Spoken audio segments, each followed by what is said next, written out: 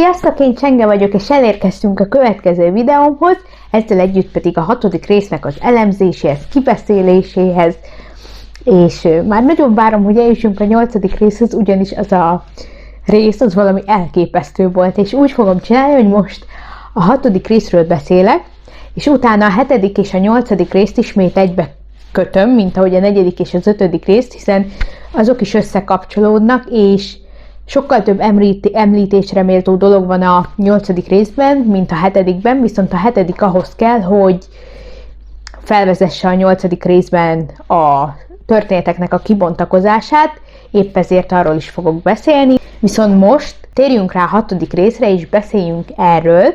Hogyha érdekel titeket ez a videó, tartsatok velem!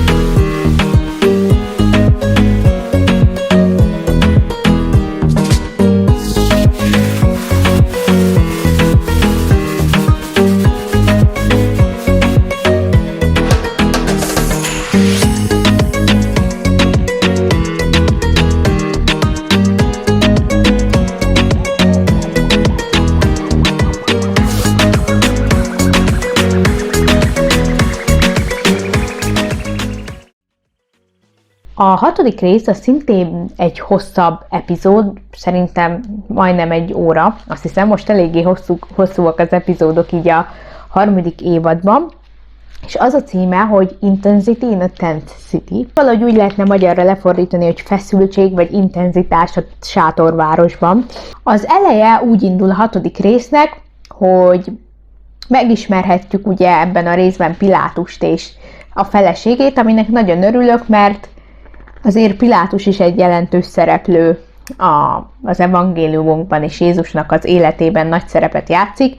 Megfeszítésekor, ugye ő volt a júdeai helytartó, viszont azzal kezdődik a rész, ahogy mondtam is, hogy a felesége álmodik Jézusról, ahogy alszanak ott a tanítványok sötétben, és egy kígyó jár arra, amiről nekem az jutott eszembe, hogy ugye az 1 Mózes 3.15-ben találhatjuk az úgynevezett ősevangéliumot, aminek az a lényege, hogy amiért a kígyó ugye kísértésbe ejtette Ádámot és Évát, az egyik átok rá az, hogy az asszony magva a fejére fog taposni, vagyis ugye a messiás. Ezután elmondja ezt a felkavaró álmot Pilátusnak, amiről szintén az jut eszembe, ami ugye Jézus megfeszítésekor nagyon fontos, ezt a Máté 27. fejezetében találhatjuk a 19. verszakról, ugyanis ott is Jézusra álmodik a felesége, és mondja is neki, hogy ezt az igazságos embert engedje el, és itt is róla álmodott, csak nyilván itt még a megfeszítéstől kicsit messze vagyunk, de nekem ez jutott róla eszembe.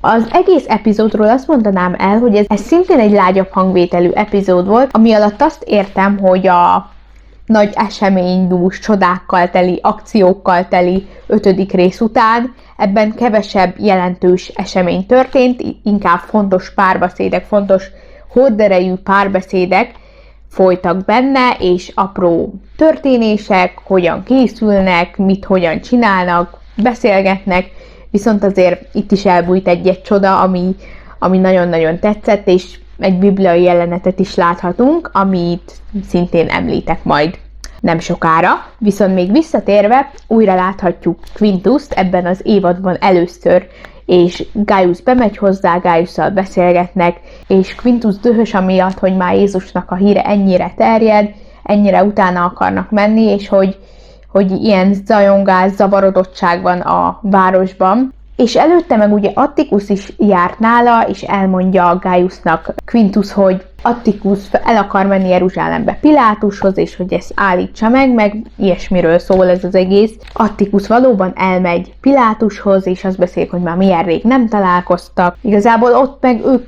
pedig Quintusról beszélgetnek, elmondja Pilátus, hogy mennyire nem bírja Quintust, és hogy ő törekszik arra, hogy Rómában béke legyen, de van, hogy a békéhez háború szükséges, és ezt is meglépni ahhoz, hogy béke legyen a városában, és ő szereti az ottani embereket, de hogy Quintus nem szereti, meg hogy Kajafás se annyira szereti, de rajta kívül szereti a római embereket.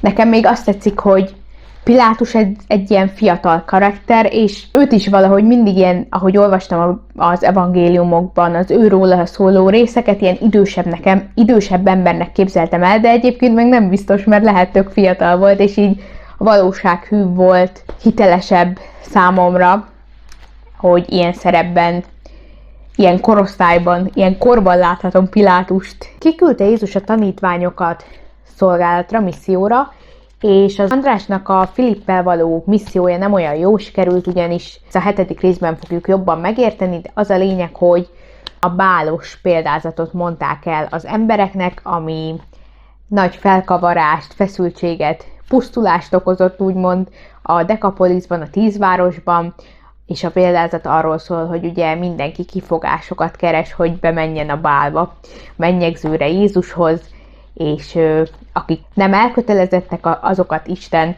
nem fogja a királyságába, a báljába behívni. És erről van szó, ezt láthatjuk a 6. részben, hogy épp alszanak, és akkor betör oda egy ember a 10 városból, és megbeszéli velük, hogy milyen pusztulást okozott ez, de hogy még többet akarnak az emberek hallani Jézusról, és ugye ott vannak görögök, hellenisták, szeleukidák, akik között ez felkavarást okozott, és mindenki ugye másképp hiszi a dolgokat, másképp látja, ezért okozott ez felkavarást nekik. Láthatjuk még azt is, ahogy a tanítványok élesítik a fegyverüket, késeiket, és beszélgetnek közben a küldetésükről, hogy ki mind ment keresztül, kinek mi a tapasztalata. Simon megtanítja Mátét kést élesíteni, tehát már itt is látszik az, hogy már jobban kedveli Mátét, ugyanis Máté ezt meg akarja tanulni, meg így kérdez erről, és akkor mondja Simon, hogy neked már megvan a legélesebb fegyvered, ez pedig az eszed.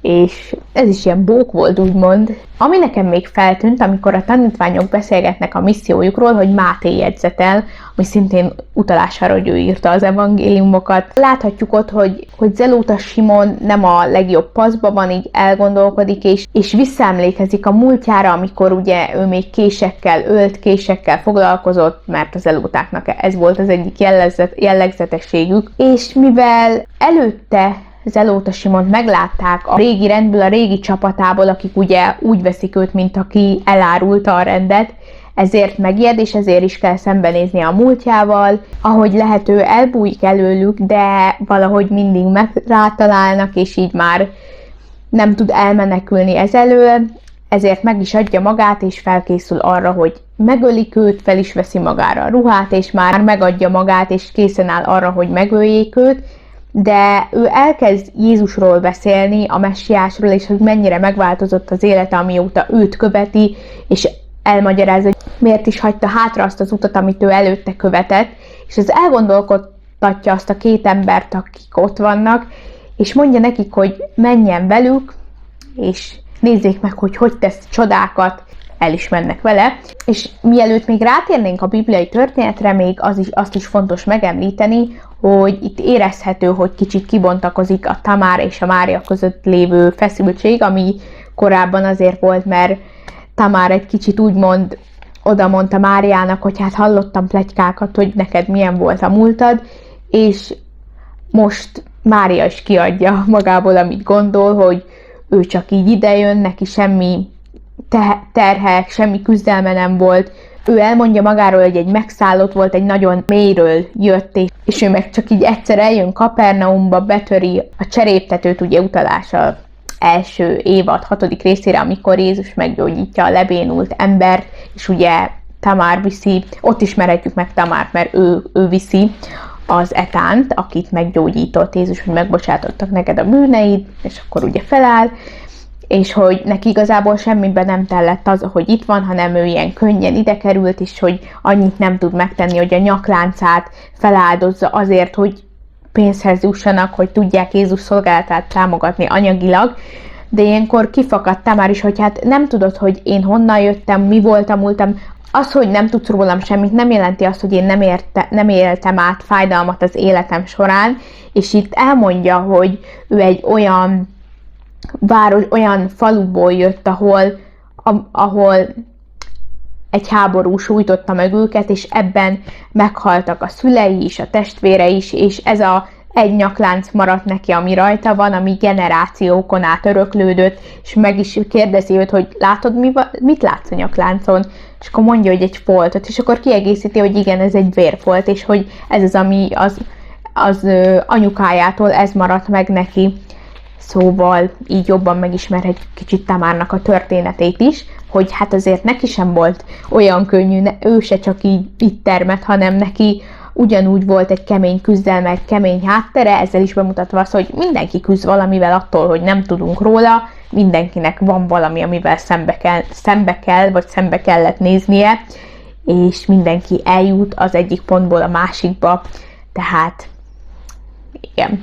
Szintén elég nagy szerepet játszik még, ami engem úgy nem fogott meg, de hát ez is a történetnek a része, ez nyilván most egy ilyen hétköznapi dolognak a bemutatása, hogy Tamár, Zebedeus és Mária olajat készítenek együtt, illetve ugye láthattuk már, hogy Zebedeus olajat akar készíteni, de hogy amikor megkóstoltatta Máriával és Tamárral, akkor nekik abszolút nem ízlett, és az volt a gond, itt kiderül, hogy Zebedeus nem jófajta hozzávalókat adott hozzá, és elmentek a Kalapács nevű helyre, ahol ugye Máriát megszabadította Jézus, és azért mentek oda-vissza, mert ott nagyon finom bort csinálnak, tehát így egy nagyon jó minőségű szőlőhöz juthattak hozzá. Emellett még kénre volt szükségük, meg különböző hozzávalókra, amiknek a segítségével el tudták készíteni a tökéletes olajat, ami meg már finom lett. Szóval igen.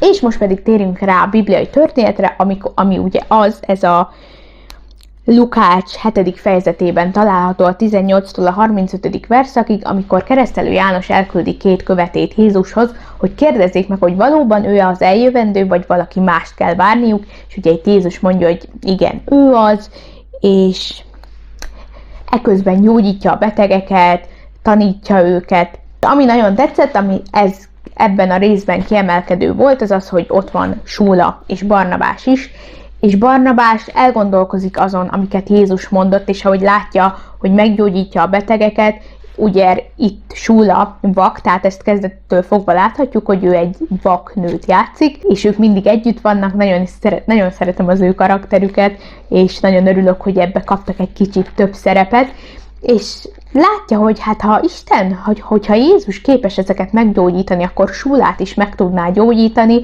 és így a beszéd végére, amikor már Jézus menne ugye haza, vagy így lepihenni, akkor oda megy hozzá, bátorságot vesz, és hogy Súlát meg tudná gyógyítani, és így Jézus kérdezi, hogy és veled mi van, mert hogy ugye Barnabás meg sánta, és mondta, hogy hát az most nem számít, illetve Súla is így mondja neki, hogy és veled, és mondja, hogy hát az most nem számít, hogy velem mi van, az a lényeg, hogy te jól legyél, hogy te meggyógyuljál, és meggyógyítja Jézus Súlát, és ez egy tök szép jelenet volt, ahogy rálát a világra, ahogy rácsodálkozik a világra, hogy megöleli Barnabást, és még egy vicc is van benne, hogy hát nem is vagy olyan jóképű, mint ahogy mondtad, és megöleli Jézust is.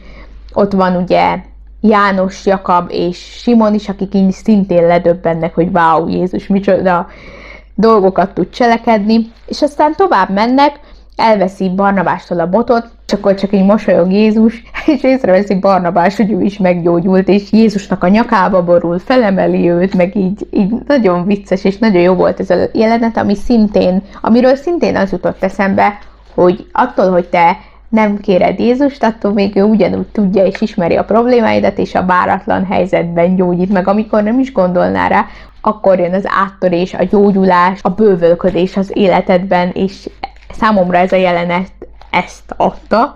Nagyon-nagyon jó volt, szép pillanat volt, viszont a vége szintén tragikusan végződik, ugyanis Simon menne haza Ídönhöz nagy boldogan elmesélni, hogy te képzeld, mit tett megint a mester, miközben Ídön közbevág, hogy elvesztettem a babám, és végre itt kiadja magából, amit előtte nem mondott el Simonnak, és Simon meg épp boldog lett volna meg minden, és ezt a hírt megtudva nagyon maga alá kerül, és hát nem mondanám azt, hogy elveszti a hitét, mert ezt látni fogjuk a továbbiakban, hogy nem, csak feljön benne ez, hogy ezt miért hagyta Isten, hogy ez megtörténjen a feleségemmel, hogy meggyógyít idegeneket, megszabadítja őket, de aki az ő népe, azokat nem, azok közül nem, és így elgondolkodik, és ezzel végződik rész, és ezzel is nagyon lehet azonosulni szerintem. Sokszor vagyunk így, hogy velünk miért nem történik meg, de ezt majd a maradék 7-8. Részben kifejtem, és elképesztő lesz. Alig várom, hogy jöjjek vele, és utána pedig tervezek még egy 3. évad összefoglalós videót is. Remélem, hogy tetszett nektek ez a videó, és találkozunk remélem mi hamarabb. Sziasztok!